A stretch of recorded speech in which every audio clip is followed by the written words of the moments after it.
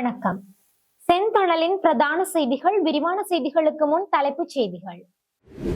யாழ்ப்பாணம் பருத்தித்துறை பகுதியில் வடமராட்சி பிரதேச மாவீரர்களின் பெற்றோர்களுக்கான மதிப்பளிப்பு நிகழ்வு இன்று நடைபெற்றுள்ளது.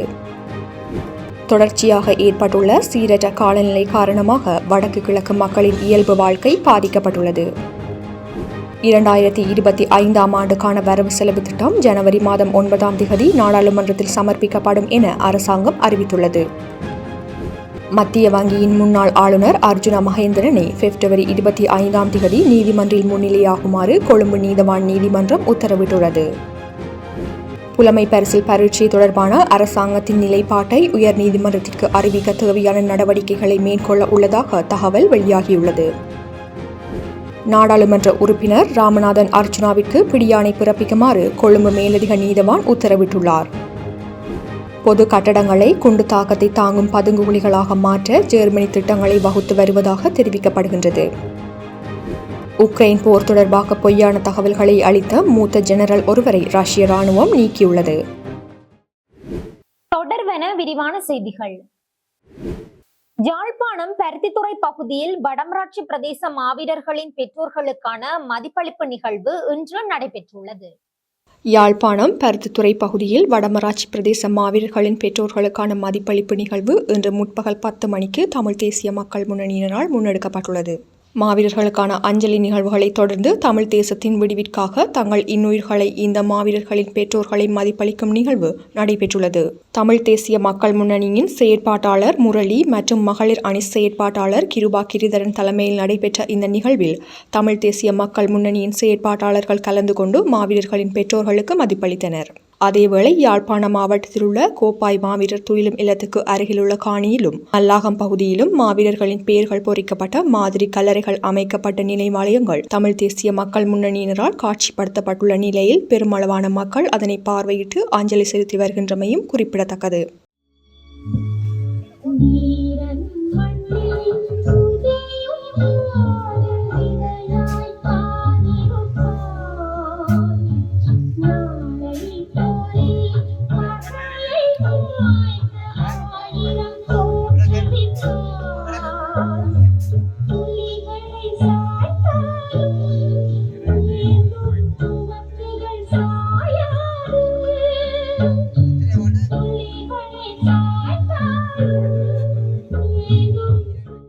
தொடர்ச்சியாக ஏற்பட்டுள்ள சீரற்ற காலநிலை காரணமாக வடக்கு கிழக்கு மக்களின் இயல்பு வாழ்க்கை பாதிக்கப்பட்டுள்ளது. பல மாவட்டங்களுக்கு மண் சரிவு அபாய எச்சரிக்கை விடுக்கப்பட்டுள்ளதாக தேசிய கட்டட ஆராய்ச்சி நிறுவனம் தெரிவித்துள்ளது. இதன்படி பதுளை, கண்டி, மாத்தறை, நுவரெலியா, காலி, களுத்துறை, கேகாலை, ரத்னபுரி ஆகிய மாவட்டங்களுக்கே மண் சரிவு அபாய எச்சரிக்கை விடுக்கப்பட்டுள்ளது. சீரற்ற வானிலை காரணமாக மலையக பிரதேசங்களில் வசிக்கும் மக்களும் வீதிகளை பயன்படுத்தும் சாரதிகளும் அவதானமாக இருக்குமாறும் தேசிய கட்டட ஆராய்ச்சி நிறுவனம் மேலும் கேட்டுக்கொண்டுள்ளது. அதேவேளை தற்பொழுது தொடர்ச்சியாக ஏற்பட்டுள்ள சீரற்ற காலநிலை காரணமாக வடக்கு கிழக்கு மக்களின் இயல்பு வாழ்க்கை பாதிக்கப்பட்டுள்ளது. நேற்று முதல் பெய்து வரும் தொடர் மழை காரணமாக யாழ்ப்பாண மாவட்டத்தின் தாழ்நிலை பிரதேசங்கள் மற்றும் கரையோர பிரதேசங்களை அண்டி வாழும் மக்கள் வெகுவாக பாதிக்கப்பட்டுள்ளனர் என்று அனர்த்த முகாமைத்துவ மத்திய நிலையத்தின் யாழ்ப்பாண மாவட்ட பிரதிப்பணிப்பாளர் TN சூரியராஜா தெரிவித்துள்ளார். அந்த வகையில் யாழ்ப்பாண மாவட்டத்தில் இந்த சீரற்ற காலநிலை காரணமாக 12 பிரதேச செயலாளர் பிரிவுகளில் பாதிப்பு பதிவாகியுள்ளது. சாவகச்சேரி, ஊர்காவற்றுறை, உடுபில், கோப்பாய், சண்டிலிப்பாய், யாழ்ப்பாணம், நல்லூர், பருத்தித்துறை, சங்கானை, காரைநகர், நெடுந்தீவு, தெல்லிப்பளை பிரதேச செயலாளர் பிரிவுகளில் இந்த பாதிப்பு உணரப்பட்டுள்ளது. மேலும் யாழ்ப்பாண மாவட்டத்தில் 2040 குடும்பங்களைச் சேர்ந்த 7436 பேர் பாதிக்கப்பட்டுள்ளனர் என்று TN சூரியராஜா தெரிவித்துள்ளார். மேலும் கிளிநொச்சி மாவட்டத்தில் நிலவும் சீரற்ற வானிலையால் 220 குடும்பங்களைச் சேர்ந்த 633 பேர் பாதிக்கப்பட்டுள்ளதுடன் 5 வீடுகள் பகுதியளவில் சேதமடைந்துள்ளதாக மாவட்ட அனர்த்த முகாமைத்துவ பிரிவு தெரிவித்துள்ளது. இன்று காலை 12 மணிக்கு வெளியிடப்பட்ட புள்ளி விவரத்தில் குறித்த விடயம் குறிப்பிடப்பட்டுள்ளது. அதன் அடிப்படையில் கரைச்சி பிரதேச செயலாளர் பிரிவில் உள்ள பாரதிபுரம் கிராம சேவையாளர் பிரிவில் 105 குடும்பங்களைச் சேர்ந்த 345 பேர் பாதிக்கப்பட்டுள்ளனர். தொண்டமான் நகர் கிராம சேவையாளர் பிரிவில் 3 குடும்பங்களைச் சேர்ந்த 12 பேர் பாதிக்கப்பட்டுள்ளதுடன் ஒரு வீடு பகுதியளவில் சேதமடைந்துள்ளது. மாவடியம்மன் கிராம சேவையாளர் பிரிவில் ஒரு குடும்பத்தைச் சேர்ந்த 4 பேர் பாதிக்கப்பட்டுள்ளதுடன் ஒரு வீடு பகுதியளவில் சேதமடைந்துள்ளது. கனகபுரம் கிராம சேவையாளர் பிரிவில் ஒரு குடும்பத்தைச் சேர்ந்த 3 பேர் பாதிக்கப்பட்டுள்ளனர்.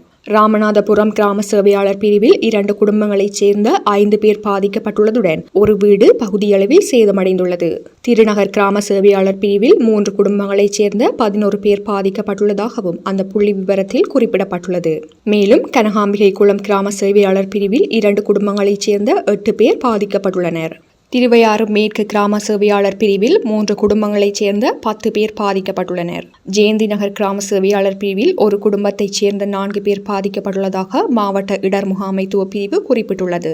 தொடரும் சீரற்ற வானிலை தொடர்பில் பொதுமக்கள் அவதானத்துடன் செயற்படுமாறும் இடர் ஏற்படும் சந்தர்ப்பத்தில் கிராம சேவையாளர் ஊடாக அனர்த்த முகாமைத்துவ பிரிவினரின் உதவியை பெறுமாறும் மாவட்ட அனர்த்த முகாமைத்துவ பிரிவு அறிவித்துள்ளது. மன்னார் மாவட்டத்தில் வெள்ளப்பெருக்கு காரணமாக 12,485 குடும்பங்களைச் சேர்ந்த 43,879 நபர்கள் பாதிக்கப்பட்டுள்ளதாக மாவட்ட அனர்த்த முகாமைத்துவ பிரிவு தெரிவித்துள்ளது. நேற்று மாலை வரை குறித்த எண்ணிக்கையுடைய மக்கள் பாதிக்கப்பட்டுள்ளதாக மன்னார் மாவட்ட அனர்த்த முகாமைத்துவ பிரிவு விடுத்துள்ள அறிக்கையில் குறிப்பிடப்பட்டுள்ளது. மேலும் மாவட்டத்தில் 16 தற்காலிக நலன்புரி நிலையங்கள் அமைக்கப்பட்டுள்ளது. உயர்தர பரீட்சைக்கான மத்திய நிலையங்கள் இல்லாத பாடசாலைகள் மற்றும் மதஸ்தலங்கள் பொது மண்டபங்கள் இவ்வாறு தற்காலிக பாதுகாப்பு நலன்புரி நிலையங்களாக மாற்றப்பட்டுள்ளன.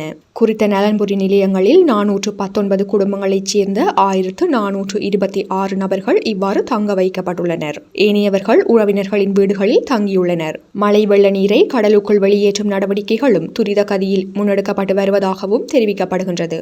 அம்பாறை மாவட்டத்தில் கடந்த 2 நாட்களாக தொடர்ச்சியாக பெய்து வரும் அடைமழை காரணமாக தாழ்ந்த பிரதேசங்கள், வீதிகள் மற்றும் வீடுகள் நீரில் மூழ்கியுள்ளன.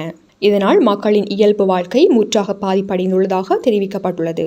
அம்பாறை மாவட்டத்தின் அட்டாளைச்சேனை, அக்கரைப்பற்று, ஆலையடி வேம்பு, பொத்துவில், நிந்தவூர், இறக்காமம், கல்முனை, சம்மாந்துறை மற்றும் பல பிரதேசங்களில் வெள்ள பாதிப்பு ஏற்பட்டுள்ளது.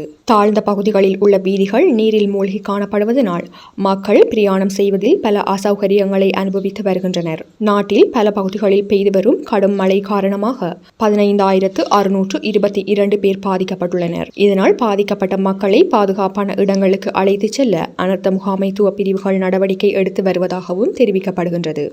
2025 ஆண்டுக்கான வரவு செலவு திட்டம் ஜனவரி மாதம் 9ஆம் திகதி நாடாளுமன்றத்தில் சமர்ப்பிக்கப்படும் என அரசாங்கம் அறிவித்துள்ளது. 2025 ஆண்டுக்கான வரவு செலவு திட்டம் அடுத்த ஆண்டு ஜனவரி மாதம் 9ஆம் திகதி நாடாளுமன்றத்தில் சமர்ப்பிக்கப்படும் என அரசாங்கம் அறிவித்துள்ளது. குறித்த தகவலை அமைச்சரவை பேச்சாளர் நலிந்த ஜெயதிச தெரிவித்துள்ளார். இதேவேளை அதன் 2ஆம் வாசிப்பு பிப்ரவரி 17ஆம் திகதியும் 3ஆம் வாசிப்பு மீதான விவாதம் பிப்ரவரி 27ஆம் திகதி முதல் மார்ச் 21ஆம் திகதி வரையிலும் நடைபெற உள்ளதாகவும் அவர் குறிப்பிட்டுள்ளார். இதேவேளை சந்தையில் நிலவும் நாட்டரிசியின் தட்டுப்பாட்டை கட்டுப்படுத்தவும் அரிசியின் விலையை கட்டுப்படுத்தவும் அரிசி இறக்குமதி செய்வதற்கு அமைச்சரவை அங்கீகாரம் வழங்கியுள்ளது. இதன்படி இந்தியாவில் இருந்து 70,000 மெட்ரிக் டன் ஸ்வர்ண நாட்டரிசியை இறக்குமதி செய்வதற்கு அமைச்சரவை அங்கீகாரம் வழங்கியுள்ளதாகவும் அமைச்சரவை பேச்சாளர் வைத்தியர் நலிந்த ஜெயதிச மேலும் தெரிவித்தார். மத்திய வங்கியின் முன்னாள் ஆளுநர் அர்ஜுன மகேந்திரனை பிப்ரவரி 25ஆம் திகதி நீதிமன்றில் முன்னிலையாகுமாறு கொழும்பு நீதவான் நீதிமன்றம் உத்தரவிட்டுள்ளது. மத்திய வங்கியின் முன்னாள் ஆளுநர் அர்ஜுன மகேந்திரனை பிப்ரவரி 25ஆம் திகதி நீதிமன்றில் முன்னிலையாகுமாறு கொழும்பு நீதவான் நீதிமன்றம் உத்தரவிட்டுள்ளது. குறித்த உத்தரவானது இன்றைய நாள் பிறப்பிக்கப்பட்டுள்ளது. 2015ஆம் ஆண்டு மத்திய வங்கி பிணைமுறி விவகாரத்தினால் அரசாங்கத்திற்கு 10 பில்லியன் ரூபாவுக்கும் அதிகமான நட்டம் ஏற்பட்டதாக லஞ்ச ஊழல் ஆணைக்குழுவினால் தாக்கல் செய்யப்பட்ட முறைப்பாட்டில் அர்ஜுன மகேந்திரன் சந்தேக நபராக குறிப்பிடப்பட்டுள்ளார். லஞ்ச ஊழல் ஆணைக்குழுவின் கோரிக்கையை பரிசீலித்த கொழும்பு பிரதான நீதவான் திலின கமகி இந்த உத்தரவை பிறப்பித்துள்ளார். புலமை பரிசில் பரீட்சை தொடர்பான அரசாங்கத்தின் நிலைப்பாட்டை உயர் நீதிமன்றத்திற்கு அறிவிக்க தேவையான நடவடிக்கைகளை மேற்கொள்ள உள்ளதாக தகவல் வெளியாகியுள்ளது. புலமை பரிசில் பரீட்சை தொடர்பான அரசாங்கத்தின் நிலைப்பாட்டை எதிர்வரும் டிசம்பர் மாதம் 2ஆம் திகதி உயர் நீதிமன்றத்திற்கு அறிவிக்க தேவையான நடவடிக்கைகளை மேற்கொள்ள உள்ளதாக தகவல் வெளியாகியுள்ளது.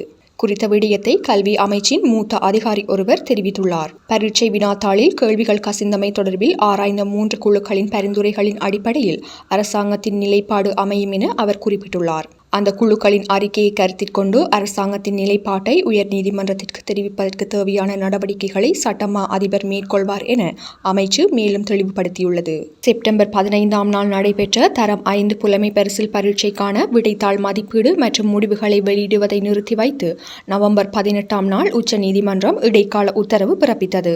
புலமை பரிசில் பரீட்சை தொடர்பில் தாக்கல் செய்யப்பட்ட 4 அடிப்படை உரிமை மனுக்கள் பரிசீலனைக்கு எடுத்துக் கொள்ளப்பட்ட போதே இந்த தீர்ப்பு வழங்கப்பட்டுள்ளது. நாடாளுமன்ற உறுப்பினர் ராமநாதன் அர்ச்சுனாவிற்கு பிடியாணை பிறப்பிக்குமாறு கொழும்பு மேலதிக நீதவான் உத்தரவிட்டுள்ளார். நாடாளுமன்ற உறுப்பினர் ராமநாதன் அர்ச்சுனாவிற்கு பிடியாணை பிறப்பிக்குமாறு கொழும்பு மேலதிக நீதவான் மஞ்சுளா ரத்நாயக்க உத்தரவிட்டுள்ளார். யாழ்ப்பாணம் சிரேஷ்ட காவல்துறை அத்தியட்சகர் ஊடாக அர்ச்சுனாவிற்கு பிடியாணை பிறப்பிக்குமாறு இன்று உத்தரவு பிறப்பிக்கப்பட்டுள்ளது. கொழும்பு பேஸ்லைன் வீதியில் 2021ஆம் ஆண்டு மார்ச் 22ஆம் நாளன்று அர்ச்சுனா இன்னுமொரு மகளுந்துடன் மோதி விபத்தை ஏற்படுத்தியதுடன் வாகன சாரதியை தாக்கி கடுமையாக காயப்படுத்தியதாக குற்றம் சுமத்தப்பட்டுள்ளது. இந்த சம்பவம் தொடர்பான வழக்கு இன்று விசாரணைக்கு எடுத்துக் கொள்ளப்பட்டதாக தெரிவிக்கப்பட்டுள்ளது. இந்த நிலையில் சந்தேக நபரான ராமநாதன் அர்ச்சுனா தொடர்ந்தும் வழக்கு விசாரணைகளில் முன்னிலையாவதை தவிர்த்து வந்திருந்த நிலையில் அவருக்கு பிடியாணை பிறப்பிக்கப்பட்டுள்ளதாக தெரிவிக்கப்படுகின்றது. அத்துடன் நாடாளுமன்ற உறுப்பினர் அர்ச்சுனாவுக்கு எதிராக குற்றப்புலனாய்வு திணைக்களத்தில் பல முறைப்பாடுகள் பதிவு செய்யப்பட்டுள்ளதாகவும் தகவல்கள் தெரிவிக்கின்றன. இனி சர்வதேச செய்திகள். பொது கட்டடங்களை குண்டு தாக்கத்தை தாங்கும் பதுங்கு குழிகளாக மாற்ற ஜெர்மனி திட்டங்களை வகுத்து வருவதாக தெரிவிக்கப்படுகிறது. ரஷ்யாவுடன் ஏற்படும் போர் அபாயத்தின் எதிரொலியாக ஜெர்மனி பொது கட்டடங்களை குண்டு தாக்கத்தை தாங்கும் பதுங்கு குழிகளாக மாற்ற திட்டங்களை வகுத்து வருவதாக தெரிவிக்கப்படுகின்றது. ஜெர்மனி மத்திய குடிமக்கள் பாதுகாப்பு அலுவலகம் மெட்ரோ நிலையங்களை பதுங்கு குழிகளாக பயன்படுத்தவும் பொது கட்டடங்களை அவசர பாதுகாப்பு முகாம்களாக மாற்றவும் நடவடிக்கை எடுத்து வருகின்றது. 84.4 மில்லியன் மக்கள் தொகையுள்ள ஜெர்மனியில் தற்போதைய 579 பொது முகாம்கள் வெறும் 5 லட்சம் மக்களுக்கு மட்டுமே இடம் அளிக்கக்கூடியதாக உள்ளன. புதிய முகாம்களை அமைப்பதற்கு ஒரு தலைமுறை காலம் ஆகும் எனவும் மத்திய பாதுகாப்பு அலுவலக தலைவர் ரால்ஃப் டைஸ்லர் எச்சரித்துள்ளார். அவசர தீர்வாக மெட்ரோ நிலையங்கள், அலுவலகங்கள் மற்றும் பொது கட்டடங்களை பயன்படுத்துவதற்கான திட்டங்கள் செயல்படுத்தப்படுகின்றன. மேலும் குடிமக்கள் தங்களை பாதுகாக்கும் வழிகளை அறியவும் அருகிலுள்ள பதுங்கு குழிகளை கண்டறியவும் ஒரு தொலைத்தொடர்பு செயலியை உருவாக்கும் முயற்சியும் மேற்கொள்ளப்பட்டுள்ளதாக தெரிவிக்கப்படுகின்றது. இதனிடையே போலந்து போன்ற நாடுகளும் தங்களின் பாதுகாப்பு முகாம்களை விரைவாக மேம்படுத்த திட்டமிட்டுள்ளன. 2026ஆம் ஆண்டிலிருந்து புதிய கட்டடங்களுக்கு பதுங்கு குழிகள் கட்டாயமாக்கப்படும் எனவும் அறிவிக்கப்பட்டுள்ளது. இந்த முயற்சிகள் உக்ரைன் மீதான ரஷ்யாவின் தாக்குதல்களை தொடர்ந்து பல்வேறு நாடுகள் தங்களின் பாதுகாப்பு நடவடிக்கைகளை மறுபரிசீலனை செய்யும் நிலைக்கு தள்ளப்பட்டுள்ளதாக தெரிவிக்கப்படுகின்றது. உக்ரைன் போர் தொடர்பாக பொய்யான தகவல்களை அளித்த மூத்த ஜெனரல் ஒருவரை ரஷ்ய ராணுவம் நீக்கியுள்ளது. உக்ரைன் போர் தொடர்பாக பொய்யான தகவல்களை அளித்த மூத்த ஜெனரல் ஒருவரை ரஷ்ய ராணுவம் நீக்கியுள்ளதாக தகவல் வெளியாகியுள்ளது. ரஷ்யா மற்றும் உக்ரைன் இடையேயான போர் கடந்த சில வாரங்களில் மிக தீவிரமடைந்து வரும் நிலையில் ரஷ்ய பாதுகாப்புத்துறை அமைச்சகம் மூத்த ஜெனரல் ஒருவரை பணி நீக்கம் செய்துள்ளது. அமெரிக்கா மற்றும் பிரித்தானியா ஆகிய நாடுகள் தங்களின் நீண்ட தூர ஏவுகணைகளை பயன்படுத்த ரஷ்யாவுக்கு அனுமதி அளித்தன. இதனால் ரஷ்யா மற்றும் உக்ரைன் இடையேயான மோதல் மிகவும் மோசமானது. இதனை அடுத்து ரஷ்ய பாதுகாப்பு அமைச்சர் ஆண்ட்ரே பெலோசோவ் பல்வேறு அதிரடி நடவடிக்கைகளில் இறங்கியுள்ளார். அதன் ஒரு பகுதியாக ரஷ்யா மற்றும் உக்ரைன் போரில் மோசமாக செயல்படும் தளபதிகளை அதிரடியாக நீக்கியுள்ளார். உக்ரைனில் இன்னும் சில மாதங்களில் குளிர்காலம் ஆரம்பிக்க உள்ளதால் விரைவில் உக்ரைனுக்குள் ஊடுருவ ரஷ்யா திட்டமிட்டுள்ளது. இந்த சூழலில் ஸ்வெர்ஸ்க் பிராந்தியத்தில் ரஷ்ய ராணுவத்தை வழிநடத்திய தெற்கு குழுமத்தின் தளபதியான கர்னல் ஜெனரல் ஜெனடி அனாஷ்கின் அந்த பதவியில் இருந்து நீக்கப்பட்டுள்ளதாக தகவல் வெளியாகியுள்ளது. ஸ்வெர்ஸ்க் பகுதியில் ராணுவத்தில் பல்வேறு பிரச்சனைகள் இருப்பதாகவும் அங்கு தலைமை சரியில்லை என்று புகார் வந்திருந்த நிலையில் அங்கு ஜெனரலாக இருந்தவர் நீக்கப்பட்டுள்ளதாக தகவல் வெளியாகியுள்ளது. இது தொடர்பாக ரஷ்ய ஆதரவாளர்கள் சிலர் பன்னாட்டு ஊடகங்களில் அந்த பிராந்தியத்தில் பிரச்சனை இருந்தது, அதைத்தான் நாங்கள் தொடர்ந்து சொல்லி வந்தோம், அதை கண்டுபிடித்து சரி செய்ய 2 மாதங்கள் ஆகியுள்ளன என்று தெரிவித்துள்ளனர். ஸ்வெர்ஸ்க் பிராந்தியத்தில் உள்ள போர் சூழல் குறித்து தவறான தகவல்களை வழங்கி வந்ததால் அனாஷ்கினை ரஷ்ய ராணுவம் நீக்கியுள்ளது என்று கூறியுள்ளனர். ரஷ்ய உக்ரைன் போர் வரும் காலங்களில் மேலும் மோசமானதாக மாறும் என்று அஞ்சப்படுகின்ற சூழலில் ரஷ்ய ராணுவம் எடுத்துள்ள இந்த நடவடிக்கை முக்கியமானதாக பார்க்கப்படுகின்றது. இத்துடன் செய்திகள் நிறைவடைகின்றன. வணக்கம்.